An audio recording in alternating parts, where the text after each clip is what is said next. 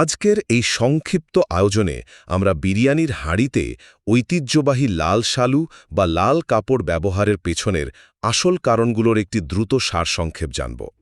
রাস্তার মোড়ে মোড়ে বিরিয়ানির দোকানে লাল কাপড় জড়ানো বিশাল হাঁড়ি তো আমরা সবাই দেখি, কিন্তু জানেন কি, এটি কেবল কোনো সাধারণ সাজসজ্জা নয়, বরং এটি মুঘল আভিজাত্য, রান্নার বিজ্ঞান আর সুফি আধ্যাত্মিকতার এক অসাধারণ সংমিশ্রণ। তো চলুন কারণগুলো একটু ভেঙে দেখি।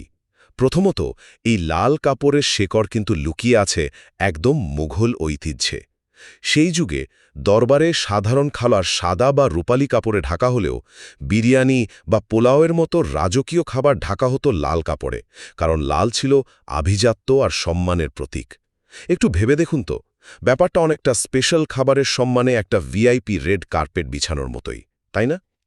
দ্বিতীয়ত, রাজকীয়তার বাইরে এর একটা দারুণ ব্যবহারিক দিক বা রান্নার বিজ্ঞানও আছে। বিরিয়ানি তো মূলত ধীর আঁচে দম পদ্ধতিতে রান্না হয়, রাইট? রান্নার সময় ভেতরের ভাপ আর সুগন্ধ যেন কোনোভাবেই বেরিয়ে না যায়, তাই মোটা সুতির লাল শালু দিয়ে হাঁড়ির মুখটা একদম শক্ত করে বাঁধা হতো। পাশাপাশি লাল রং কিন্তু দূর থেকেই বেশ সহজে চোখে পড়ে।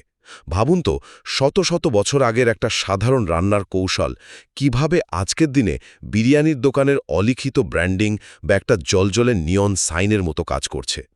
পরিশেষে এর সাথে রয়েছে চমৎকার এক আধ্যাত্মিক যোগসূত্র। ঐতিহাসিকদের মতে সুফি দরগা বা মাজারে যখন বড় পরিসরে লঙ্গর বা খাবার রান্না করে বিতরণ করা হতো, তখন সেই খাবারের পবিত্রতা ও সম্মান বোঝাতে এই লাল কাপড় ব্যবহার করা হতো। মানে, বিরিয়ানি কেবল একটা বাণিজ্যিক খাবারই নয়, এর শেকড় ভক্তি আর সাধারণ মানুষের সেবার সাথেও গভীরভাবে যুক্ত। মুঘলদের রাজকীয় আভিজাত্য থেকে শুরু করে সুফিদের পবিত্রতা এবং চমৎকার স্বাদ ধরে রাখার এই অসাধারণ কৌশল, সব মিলিয়েই এই লাল শালু আজ বিরিয়ানির একটি আইকনিক পরিচয়ে পরিণত হয়েছে।